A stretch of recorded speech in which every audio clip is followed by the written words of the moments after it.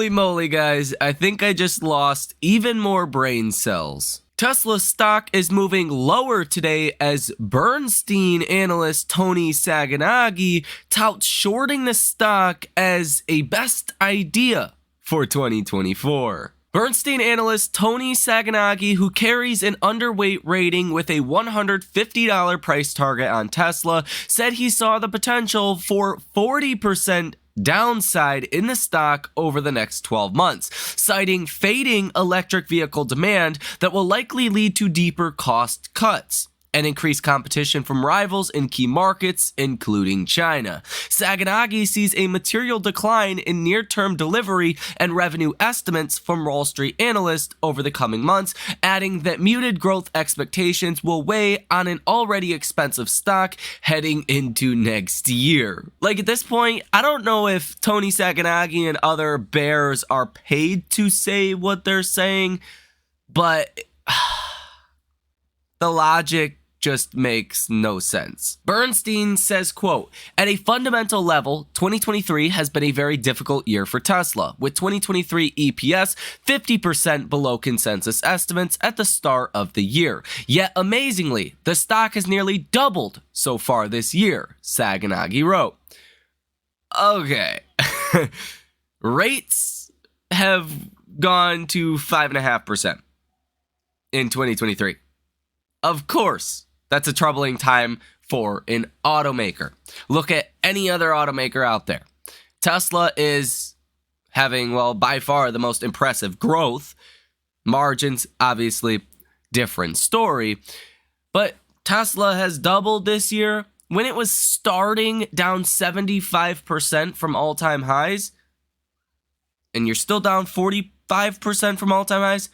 Is that really a double? Sure, if you count it from the lows, we're still trading lower today than where we were 12 months ago with Tesla stock. I really don't understand the logic at this point. Sacconaghi writes, "To stimulate demand, Tesla had to dramatically cut price in 2023, and we believe we'll need to do so again in 2024. Seriously, I feel like I lose brain cells when I listen to some of these bearish takes on Tesla. I'm perfectly fine with a reasonable bearish take on Tesla, but nothing that is said here makes any sense at all, even down to the fundamental basics of Tesla doubling.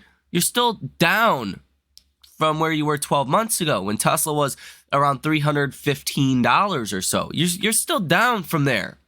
You've already seen the bad news come for Tesla. Does he not realize that we're going to see 4, 5, 6, maybe more rate cuts in 2024, that should help demand for Tesla? That should be a positive tailwind for Tesla, as they call it on Wall Street. He must not understand the fundamental basics of a car business. And this is supposed to be a car analyst or an auto analyst. Yet he doesn't realize rates coming down is likely to stop the margin decay that we have seen recently.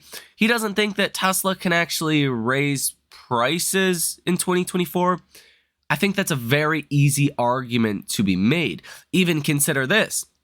If the White House does continue to hold the same $7,500 tax credit in place, well, that's going to help reduce payments as well. Just the entirety of this report from Tony Sacconaghi makes literally zero sense. I could understand why you would want to be short in 2023 around March when Tesla started lowering prices, because more price decreases were likely to follow that. But heading into 2024, when there's $6+ trillion in money market funds, when there is a growing narrative of a shift, really, from capital in big tech into small mid-cap stocks, and for more allocation to interest rate sensitive names, within 4 months of the first priced-in rate cut, going short on Tesla is really one of your best ideas for 2024.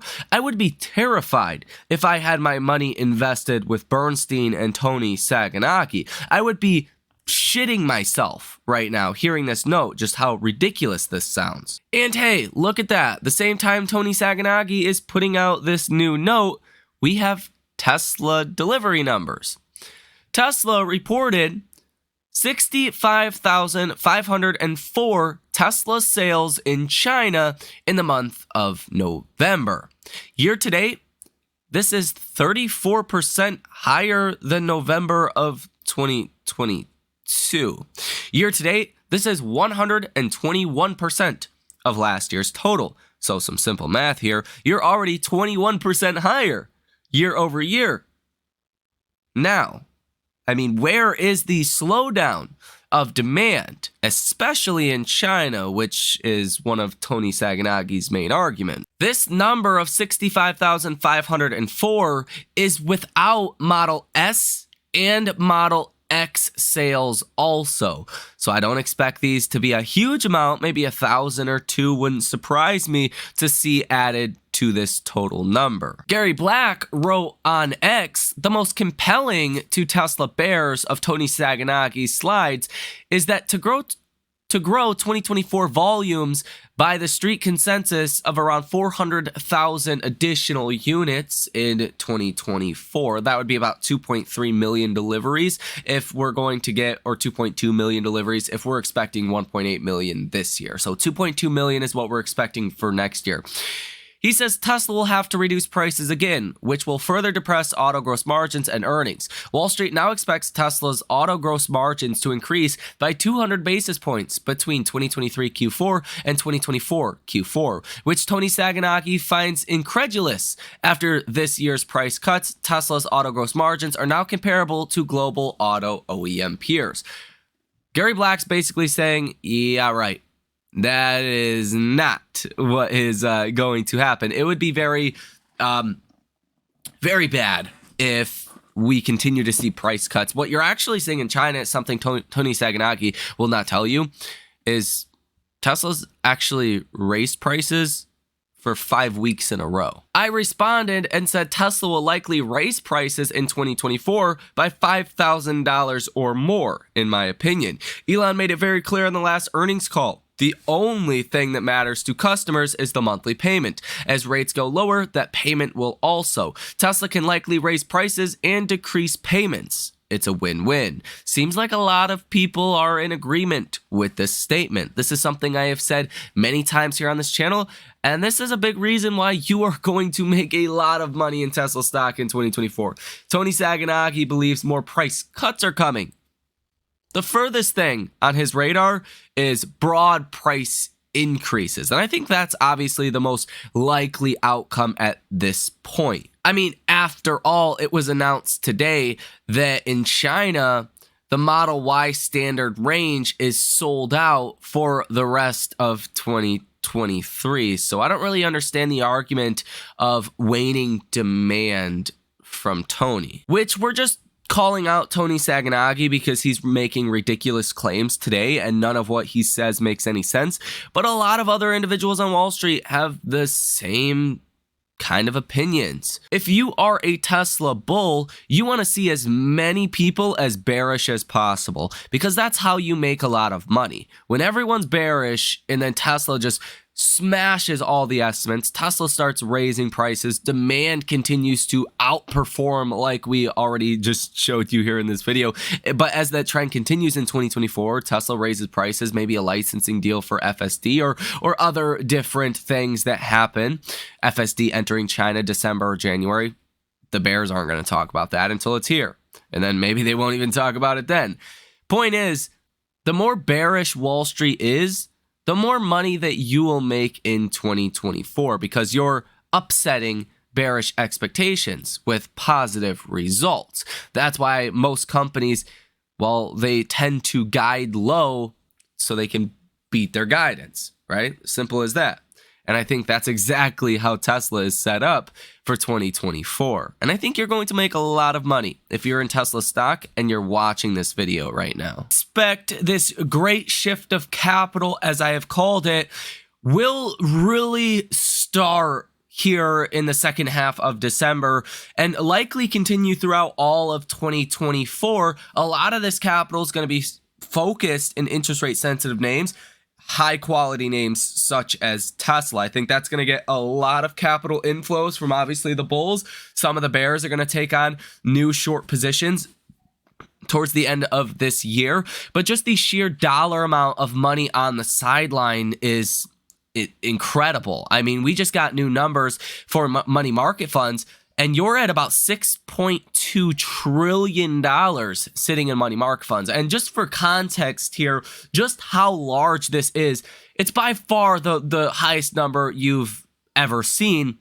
But your Russell 2000 only has a market cap of about 2.23 trillion. So if the Russell is your interest rate sensitive names, Tesla is an interest rate sensitive name that should get a lot of inflows as well.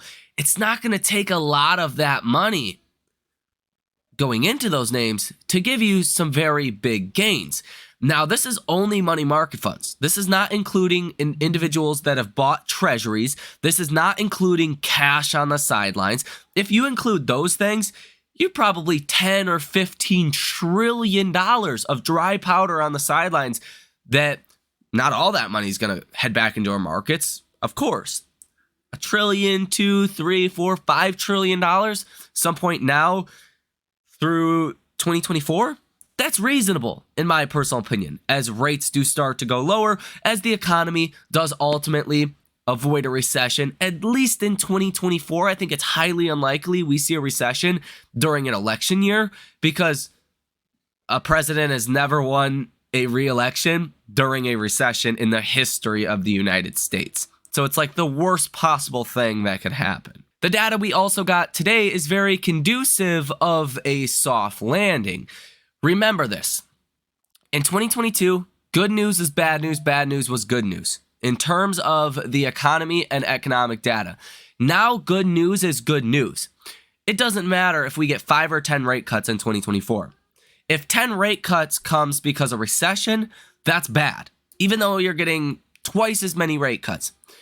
Or if you get 4 or 5 rate cuts, but no recession. I'll take no recession, 4 or 5 rate cuts any day of the week. And that is what looks like the direction we're heading in. We were expecting 180,000 job ads today. This number came out at 199,000 job ads. So better than expected, almost 200,000 job ads, but it wasn't like 300, 400, 500,000 job ads. It wasn't too crazy high where you need to really push out rate cut expectations, but it was just high enough to say we're probably not heading into a recession.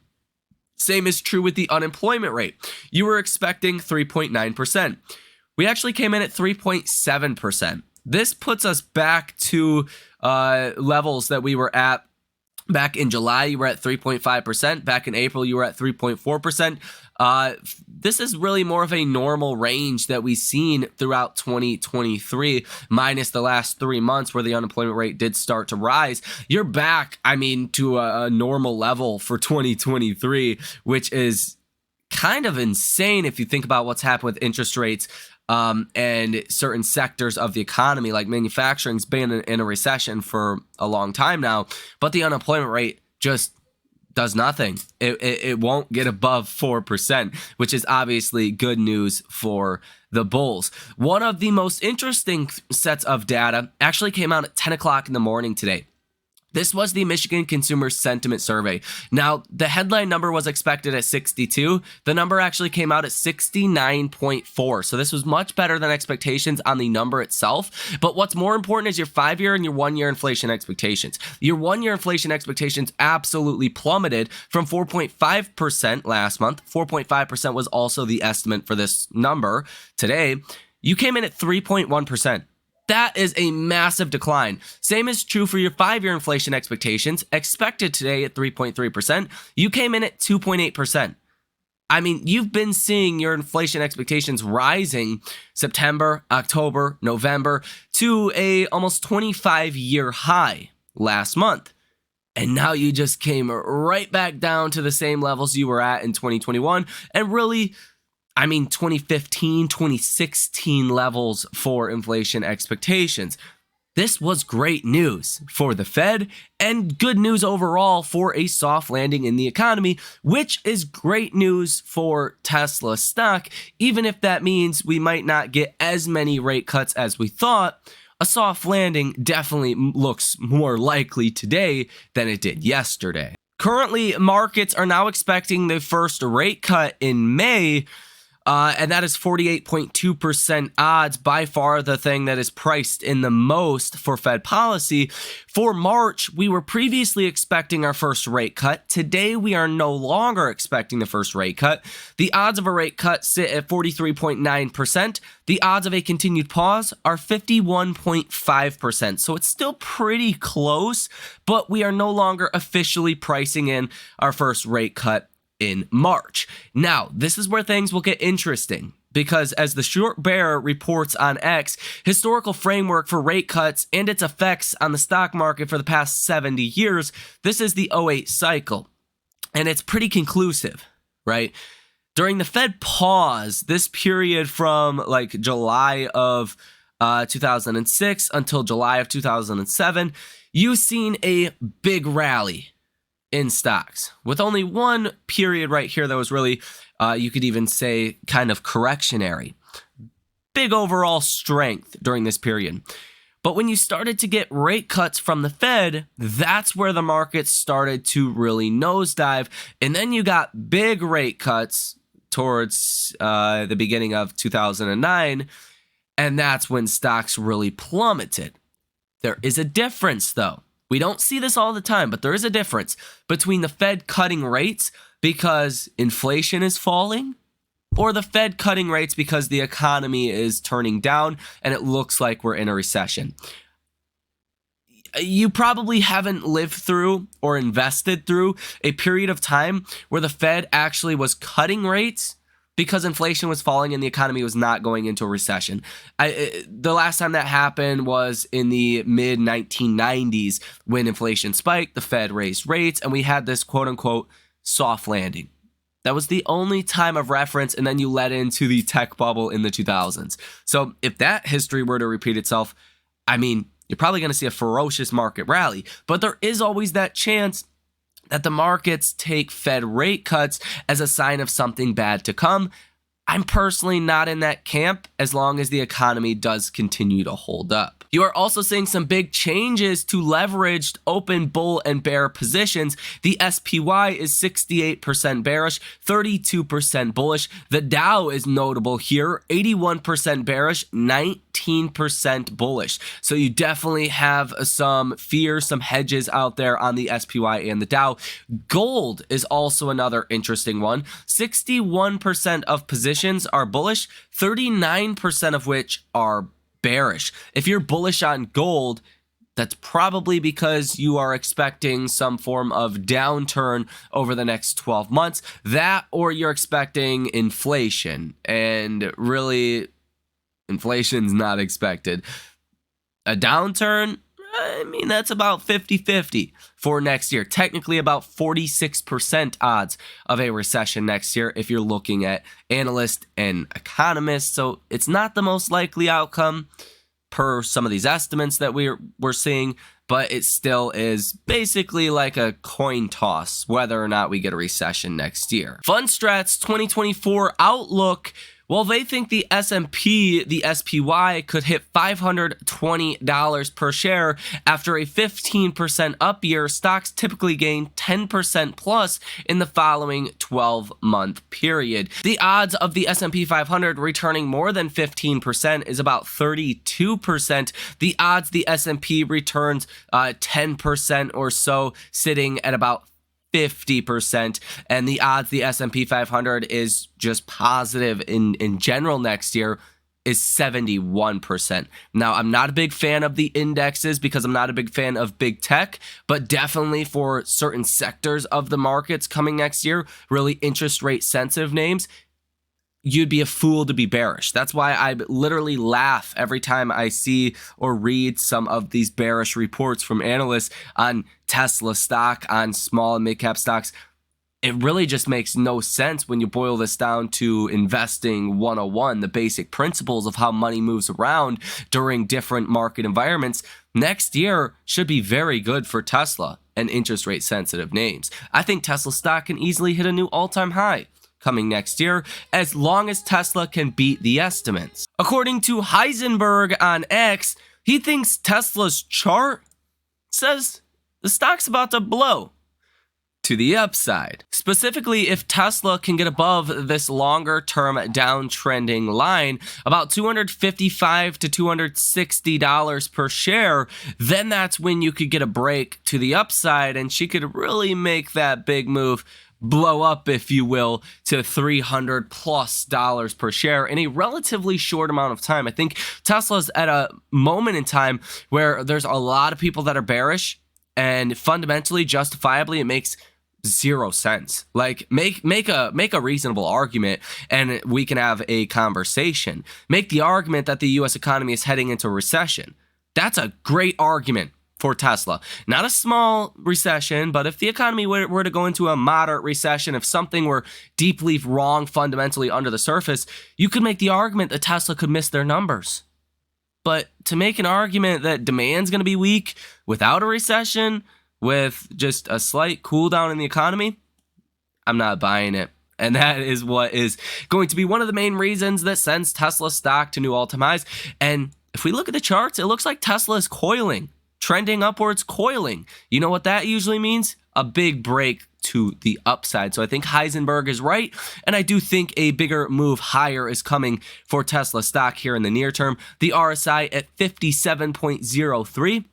And the MACD lines are still positive, even continuing to go higher here as the stock is trading sideways. That is also a pretty good thing to see if you are in the markets for a move higher in Tesla. That is going to go ahead and do it for this video. That is what you guys need to know. Hit that like button and subscribe to the channel if you have not done so already, and if you made it to the end of this video. If you guys also want to come trade with us live in real time, we were trading IWM for exactly this. What happened today? IWM up about 0.7% today, so that trade did do pretty well. If you guys want to come trade with us, link down below in the description of this video. Nonetheless, you guys have a great rest of your day, and I will see you in the next one.